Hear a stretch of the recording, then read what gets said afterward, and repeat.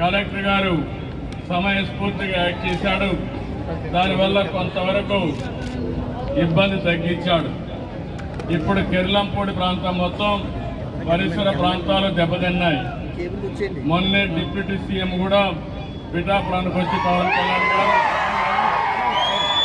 అక్కడంతా కూడా ఉదయంతా ఉండి సమీక్ష చేసి అధికారులకు ఆదేశాలు కూడా ఇచ్చారు. దానిపైన నేనైతే 10 రోజులు కృష్ణా వరదల సందర్భంగా విజయవాడ మొత్తం దెబ్బతినింది. ఇవన్నీ జరగడానికి కారణం మీరు ఆలోచిస్తే గత ప్రభుత్వం నిర్లక్ష్యం. ఆ రోజు నేను చాలా స్పష్టంగా ఏలేరు ప్రాంతంలో ముఖ్యంగా పిఠాపురం ఏరియాలో చాలా వరకు మోడర్నైజేషన్ డబ్బులు ఇచ్చాను. ఆ డబ్బులు ఖర్చు పెట్టి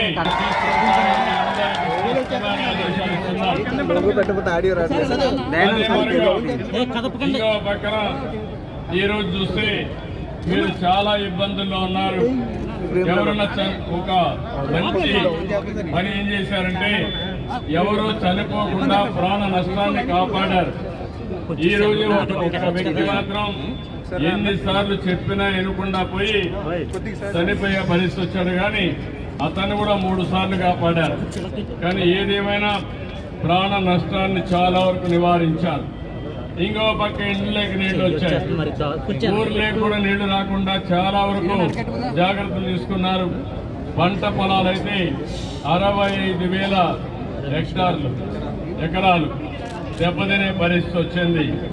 నేను ఆలోచించాను, ఒకప్పుడు తిత్లీ తుఫానికి ఎకరాకు 8,000 రూపాయలు చొప్పున హెక్టార్కు 20,000 రూపాయలు ఇచ్చాను. కానీ మాజీ ముఖ్యమంత్రి వైఎస్ఆర్ కాంగ్రెస్ పార్టీ హయాంలో మీరు చూస్తే